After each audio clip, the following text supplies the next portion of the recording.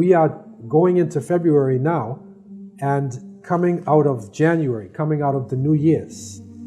Into February now, there was a celebration done by the Romans called the Lupercalia. And the Lupercalia was based upon their gods of Pan and Juno. They also, February is actually named after one of their gods as well. And so this is a time where you're coming out of the winter and you're going toward the spring season. And so they used to have large gatherings of young people, and they would take the name of women, put them in a large container, and the men would choose them and literally have a sexual relationship. So it was based upon this, Cupid concept. The Greek word is eros, erotica. Okay, so erotica is basically sexuality that pushed the people towards loose, open sexual relationship. And so that was the main issue on this occasion. And this is where you get cupids from and hearts and things like that. What happened was they combined this with an individual named Valentine, who in the Roman times, in the 3rd century of the Roman era, he was protecting young people. The Romans said no marriage because we want men to fight strong in battle, so we're not going to let you get married. Valentine, a religious priest, he is an innocent person who's protecting young people and wanting them to get married according to the rules of the church. He disagreed with this. They put him in jail. He went against the state. Eventually, they executed him. And on the day of his execution, he wrote a letter to 2 of the young people getting married, and he said, "From your Valentines." He's Saint Valentine's. So they took the concept of the open sexuality, put the name of a Christian priest on it, so it seems like a holy day.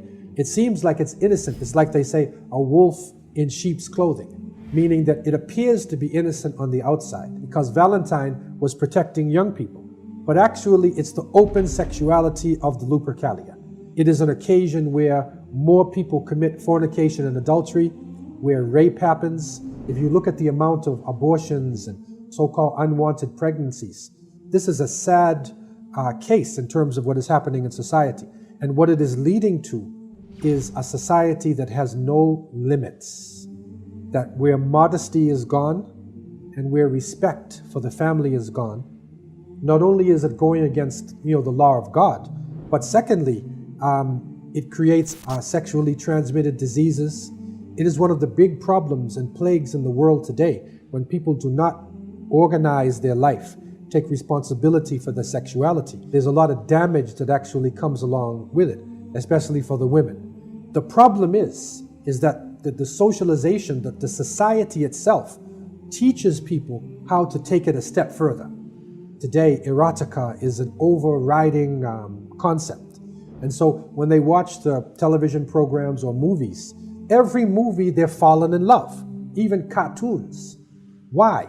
Erotica.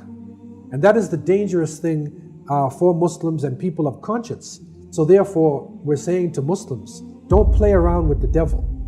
Because what is happening is that young people are being fooled into focusing their life on their sexuality, as opposed to focusing their life on their education, on their physical fitness, and then grow into their sexuality. This is how societies develop themselves over the centuries.